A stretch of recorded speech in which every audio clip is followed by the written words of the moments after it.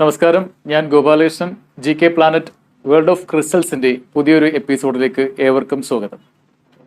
Crystals അല്ലെങ്കിൽ semi precious stone ഉൽപ്പന്നങ്ങളുടെ പ്രചാരവും ഉപയോഗവും കൂടുതൽ ആളുകളിലേക്ക് എത്തിച്ചേരുകയും കൂടുതൽ ഗുണഫലങ്ങൾ ലഭിക്കുകയും ചെയ്യുന്നതിലുള്ള സന്തോഷം ആദ്യമായി പങ്കുവെക്കുന്നു.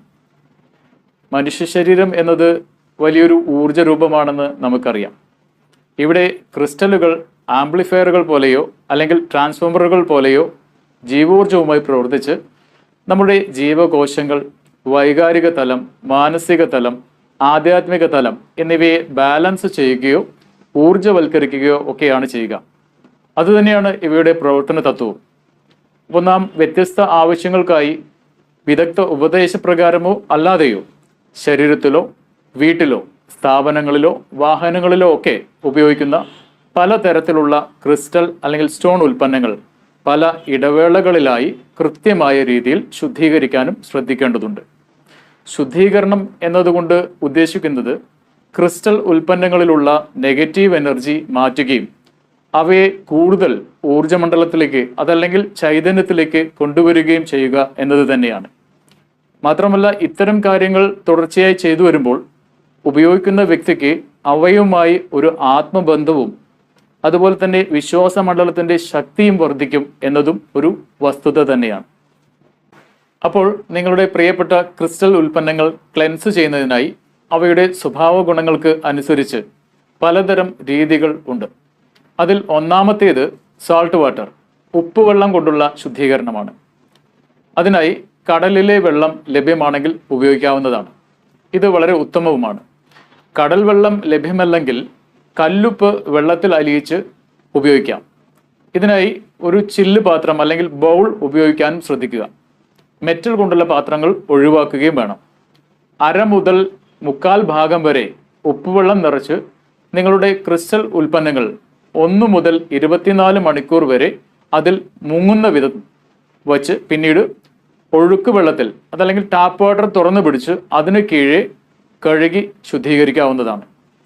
പൈറൈറ്റ്, ലാപ്പിസ് ലസൂലി, ഓപ്പൽ, അതുപോലെ ഹെമറ്റൈറ്റ് തുടങ്ങിയ ക്രിസ്റ്റലുകൾ ഈ ഒരു ക്ലെൻസിങ് രീതി ഉപയോഗിച്ച് ശുദ്ധീകരിക്കാനും പാടില്ല എന്ന കാര്യം പ്രത്യേകം ഓർമ്മിപ്പിക്കുകയാണ്. മാത്രമല്ല, ക്ലെൻസിങ്ങിന് ശേഷം ഉപയോഗിച്ച ഉപ്പുവെള്ളം യാതൊരു കാരണവശാലും മറ്റ് ആവശ്യങ്ങൾക്കായി ഉപയോഗിക്കുകയും ചെയ്യരുത്. കാരണം അതിൽ ആ സമയത്ത് നെഗറ്റീവ് എനർജിയോ മറ്റ് ഊർജ രൂപങ്ങളോ നമുക്ക് ഉപകാരപ്രദമല്ലാത്ത മറ്റു ഊർജ രൂപങ്ങളോ ഉണ്ടായിരിക്കും എന്നതാണ് അതിന് കാരണം. അവശേഷിക്കുന്ന ഈ ഒരു ഉപ്പുവെള്ളം ഫ്ലഷ് ചെയ്തോ അല്ലെങ്കിൽ ഒഴുക്കി കളയുകയോ പറമ്പിലേക്ക് ഒഴിച്ചു കളയുകയോ ചെയ്യുക. ഇനി ക്രിസ്റ്റലുകൾ ക്ലെൻസ് ചെയ്യാവുന്ന മറ്റൊരു രീതിയാണ് ഡ്രൈ സോൾട്ട് മെത്തേഡ്. ഈ ഒരു രീതിയിൽ ഒരു ഗ്ലാസ് ബൗളിൽ 1/2 അല്ലെങ്കിൽ 3/4 ഭാഗത്തോളമോ കല്ലുപ്പ് നിറയ്ക്കുക. ശേഷം ക്രിസ്റ്റൽ ഉൽപ്പന്നങ്ങൾ അതിനു മുകളിലായി വയ്ക്കുകയോ ഉപ്പിൽ താഴ്ത്തി വെക്കുകയോ ചെയ്യാം. ഇത്തരത്തിൽ 4 മുതൽ 8 മണിക്കൂർ വരെ വെച്ച ശേഷം ക്രിസ്റ്റൽ ഉൽപ്പന്നങ്ങളെ ഒഴുകുന്ന വെള്ളത്തിൽ അതുമല്ലെങ്കിൽ ടാപ്പ് വാട്ടറിൻ്റെ താഴെ കഴുകി ശുദ്ധീകരിച്ചെടുക്കാം. അവശേഷിക്കുന്ന ഉപ്പ് മറ്റു ആവശ്യങ്ങൾക്കായി ഉപയോഗിക്കാതെ ഉപേക്ഷിച്ച് കളയുകയും ചെയ്യുക. ഇനി ഉപ്പ് തന്നെ ഉപയോഗിച്ചുകൊണ്ടുള്ള മറ്റൊരു ക്ലെൻസിങ് രീതിയാണ് നോൺ കോൺടാക്ട് സോൾട്ട് മെത്തേഡ് എന്നുള്ളത്. ഇപ്രകാരം ചെയ്യുന്നതിനായി അല്പം വലിയൊരു ചില്ല് പാത്രത്തിൽ 1/2 ഭാഗമോ അതിൽ കൂടുതലോ കല്ലുപ്പ് നിറച്ച് മറ്റൊരു ചെറിയ ചില്ലുപാത്രം അതിൽ ഇറക്കി വെക്കുക എന്നുള്ളതാണ്.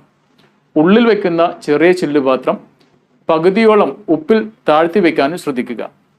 ഇപ്രകാരം ചെയ്യുമ്പോൾ ഉപ്പിൻ്റെ നേരിട്ടുള്ള സാന്നിധ്യം ക്രിസ്റ്റൽ ഉൽപ്പന്നങ്ങളിലേക്ക് വരാതിരിക്കുകയും ക്രിസ്റ്റൽ ഉൽപ്പന്നങ്ങളിൽ ഏതെങ്കിലും തരത്തിലുള്ള മെറ്റൽ അല്ലെങ്കിൽ ലോഹഭാഗങ്ങൾ ഉണ്ടെങ്കിൽ അവയ്ക്ക് നാശം സംഭവിക്കാതിരിക്കാനും സഹായിക്കും. മാത്രമല്ല, വേണമെങ്കിൽ ക്രിസ്റ്റൽ മാത്രമായി വെച്ചിട്ടുള്ള ചെറിയ ചില്ലുപാത്രത്തിൽ ശുദ്ധമായ വെള്ളം നിറയ്ക്കുന്നതും ക്രിസ്റ്റലുകൾക്കും ലോഹഭാഗങ്ങൾക്കും ഉപ്പിൻ്റെ സാന്നിധ്യം കൊണ്ട് വന്നേക്കാവുന്ന കേടുപാടുകൾ ഒഴിവാക്കാനും സഹായിക്കും. ഉപയോഗിച്ച ശേഷം ഈ വെള്ളവും ഉപ്പും ഉപേക്ഷിച്ച് കളയുകയും ചെയ്യുക. മറ്റൊരു പ്രധാനപ്പെട്ട കാര്യം, ഈ ഒരു രീതിയിലാണ് ക്ലെൻസിങ് ചെയ്യുന്നതെങ്കിൽ നേരത്തെ പറഞ്ഞ സമയത്തിൻ്റെ ഇരട്ടി സമയം എടുത്തുകൊണ്ട് വേണം ചെയ്യാൻ. ക്രിസ്റ്റൽ ഉൽപ്പന്നങ്ങൾ ക്ലെൻസ് ചെയ്യുന്നതിനുള്ള മറ്റൊരു രീതിയാണ് സ്മഡ്ജിങ് അഥവാ ധൂപങ്ങൾ കത്തിച്ചുകൊണ്ടുള്ള ശുദ്ധീകരണം. ഇതിനായി ചന്ദനത്തിരി, സാമ്പ്രാണി, കുന്തിരിക്കം തുടങ്ങിയവ പുകച്ച് ക്രിസ്റ്റലുകൾ അതിനു മുകളിലായി പിടിച്ച് ശുദ്ധീകരിക്കാവുന്നതാണ്. തൂവലുകളോ മയിൽപീലിയോ കൊണ്ടുള്ള വിശറികൾ ഉപയോഗിച്ച് പുകയെ ക്രിസ്റ്റലുകളിലേക്ക് തട്ടിച്ച് ശുദ്ധീകരിക്കുന്നതും വളരെ ഉത്തമമാണ്. ഇത്തരത്തിൽ പുകയിലുള്ള ശുദ്ധീകരണം 20 മുതൽ 30 സെക്കൻഡ് വരെ ചെയ്യാം. ഇനിയുള്ളത് ബ്രീത്തിങ് മെത്തേഡ് എന്നൊരു രീതിയാണ്. ശുദ്ധീകരിക്കാനുള്ള ക്രിസ്റ്റലുകൾ കൈക്കുള്ളിൽ വെച്ച് അതിലേക്ക് ശക്തമായി 3 തവണ ഊതുക എന്നുള്ളതാണ്. ഇത്തരത്തിൽ ഊതുമ്പോൾ വളരെ പവിത്രമായ ഒരു വൈറ്റ് ലൈറ്റ് ക്രിസ്റ്റലുകളിൽ തട്ടി അവ ശുദ്ധീകരിക്കപ്പെടുന്നതായി സങ്കല്പിച്ചു വേണം ചെയ്യാൻ. ഇനി മറ്റൊരു രീതി ഫ്ലവർ എസൻസ് മെത്തേഡ് എന്നുള്ളതാണ്. ഈ ഒരു രീതിയിൽ പൂക്കളുടെ ഇതളുകൾ ഏതാനും മണിക്കൂർ ശുദ്ധമായ വെള്ളത്തിലിട്ട് വെച്ച് ആ വെള്ളം സ്പ്രേ ചെയ്തോ അതുമല്ലെങ്കിൽ കോട്ടൺ തുണിയിൽ മുക്കി തുടയ്ക്കുകയോ ചെയ്യാം. അപ്പോൾ ഇത്തരം രീതിയിലും ക്രിസ്റ്റലുകൾ ശുദ്ധീകരിക്കാവുന്നതാണ്. മറ്റൊരു പ്രധാനപ്പെട്ട രീതി, എളുപ്പത്തിൽ ചെയ്യാൻ പറ്റുന്ന ഒരു രീതി എന്നുള്ളത്, നിങ്ങൾക്ക് പ്രിയപ്പെട്ട ചെടികൾക്ക് താഴെ ഏതാനും മണിക്കൂറുകൾ ക്രിസ്റ്റൽ ഉൽപ്പന്നങ്ങൾ കൊണ്ടുചെന്ന് വെച്ച് ശേഷം അതിനെ തുടച്ച് വൃത്തിയാക്കി എടുക്കാവുന്ന ഒരു ക്ലെൻസിങ് രീതി കൂടിയുണ്ട്. ഇതും വളരെ സിമ്പിളായി നിങ്ങൾക്ക് ചെയ്യാവുന്നതാണ്. കാരണം ഈ ചെടികൾക്ക് നെഗറ്റീവ് എനർജിയെ മാറ്റി പോസിറ്റീവ് എനർജി നൽകുവാനുള്ള കഴിവുണ്ട് എന്നതാണ്. ഇനിയുള്ളത് ഫ്ലെയിം മെത്തേഡാണ്. ഒരു മെഴുകുതിരിയോ വിളക്കോ കത്തിച്ച് അതിൻ്റെ തീനാളത്തിന് മുകളിലൂടെ ക്ലോക്ക് വൈസ് 7 തവണ ക്രിസ്റ്റലുകൾ ചുറ്റി എടുക്കുന്നതാണ് ഈ ഒരു രീതി. ഈ ഒരു രീതി കൂടാതെ പെൻഡുലം ഉപയോഗിച്ചുകൊണ്ടും വളരെ ലളിതമായി ക്രിസ്റ്റലുകൾ ശുദ്ധീകരിക്കാൻ സാധിക്കും. പെൻഡുലം ശുദ്ധീകരണത്തിനായി ഇൻറ്റൻഷൻ കൊടുത്ത് പ്രോഗ്രാം ചെയ്ത ശേഷം ക്രിസ്റ്റലുകൾക്ക് മുകളിൽ പിടിച്ചുകൊണ്ട് 5 മുതൽ 10 മിനിറ്റ് വരെ സമയമെടുത്ത് ശുദ്ധീകരിക്കാവുന്നതാണ്. ഇനി തേർഡ് ഐ മെത്തേഡ് എന്നൊരു രീതിയുണ്ട്. നിങ്ങളുടെ തേർഡ് ഐയിൽ നിന്നും വളരെ ശക്തമായ ഒരു വൈറ്റ് ലൈറ്റ് ക്രിസ്റ്റലിന് മുകളിലേക്ക് വന്ന് പതിച്ച് അത് ക്രിസ്റ്റലുകളെ ശുദ്ധീകരിക്കുന്നതായി സങ്കല്പം കൊടുത്തുകൊണ്ടും ക്ലെൻസിങ് നടത്താവുന്നതാണ്. അതുപോലെ തന്നെ വിഷ്വലൈസേഷൻ മെത്തേഡ് എന്നൊരു രീതി കൂടിയുണ്ട്.